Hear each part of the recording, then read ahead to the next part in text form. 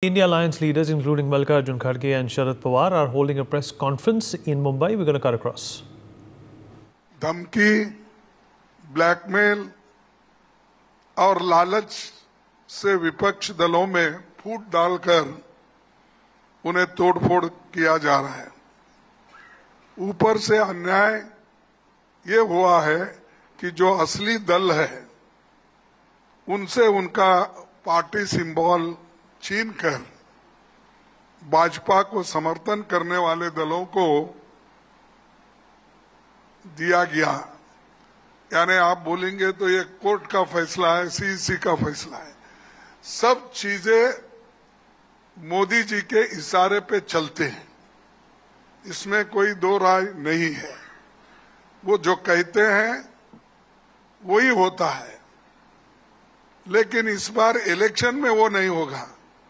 ये जनता की लड़ाई खुद जनता लड़ रही है उनके खिलाफ, और इस लड़ाई में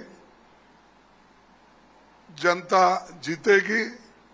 और इनके जो कारनामे हैं उसके ऊपर अभी लोग बहुत नाराज हैं, और यहां तक कि डेमोक्रेसी की बात बार बार वो करते हैं, लेकिन डेमोक्रेसी के तहत नहीं चलते। मैं सुना यहाँ पर कॉरपोरेशन के इलेक्शन भी 2 साल से नहीं हुए। यही डेमोक्रेसी है मोदी जी की। तो ऐसे कई चीज उन्होंने यहाँ पर महाराष्ट्र में नहीं, हर जगह ये काम किए हैं। और उनकी तोड़फोड़ नीति सिर्फ महाराष्ट्र तक की नहीं, पहले उसका वार हुआ कर्नाटक पर, उससे पहले वार हुआ मणिपुर में, गोवा में, और हमारे मध्य प्रदेश में, हर जगह। वो गुजरात में भी वैसा ही कर दिए।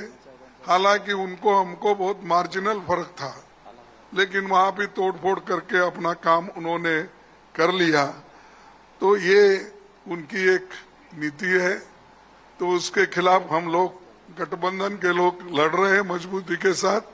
और महाराष्ट्र में तो बहुत ही मजबूत है। मैं समझता हूँ 48 में सीट, यहाँ पर 48 सीट में कम से कम हमको 46 तक मिलेंगे, ऐसी एक हवा है। और जनता खुद बोल रही है।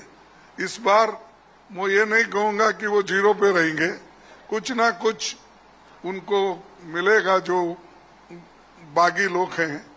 लेकिन हमारी जो गठबंधन की पार्टियां हैं वो मैक्सिमम सीट लेकर वो बीजेपी को हराएगी।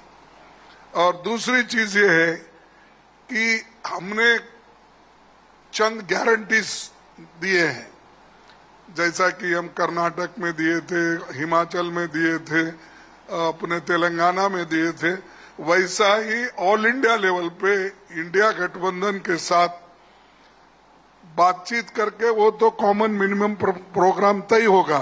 लेकिन हमने जो मैनिफेस्टो में दिखाया है कि वो खास करके नौजवान लोगों को 30 लाख लोगों के जो जगह खाली है वो भर्ती करने का, पहली नौकरी पक्की करने का, और गिग वर्कर्स के लिए सामाजिक सुरक्षा देने का, मनरेगा के तर्ज पर सिटी में, अर्बन एरियाज में भी लोगों को काम देने का, और जो खास करके अपने युवाओं को जहां काम नहीं है उनको वहां पर हम ट्रेनिंग देकर 1 लाख रुपए सालाना उनको स्टाइफंड देके हम उनको भी ट्रेन कर रहे हैं।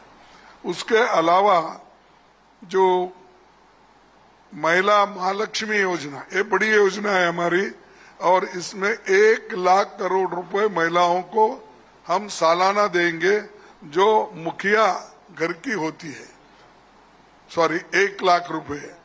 तो उसी तरह 25 लाख का स्वास्थ्य बीमा हम देंगे, छात्रों का स्टूडेंट लोन भी माफ करेंगे, किसानों पर जीएसटी पूरी तरह हटा दिया जाएगा, क्योंकि फर्टिलाइजर पे, ट्रैक्टर पे, जो भी किसानों के इक्विपमेंट्स है उस पे हम जीएसटी पूरा हटा देंगे फर्टिलाइजर पे।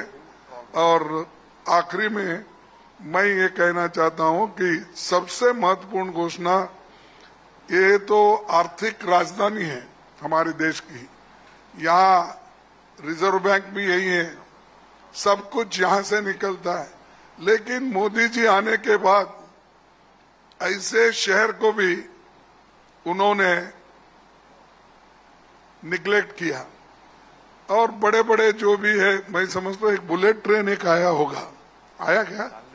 चाललंय पण ते लवकर येणार नाही ते, कारण 10 वर्ष झालंय, पहिल्या वर्षीच त्यांनी केला होता अनाउन्स, आता पण तो आता तिसरं काय चौथं काय त्याला काय मिळणार नाही।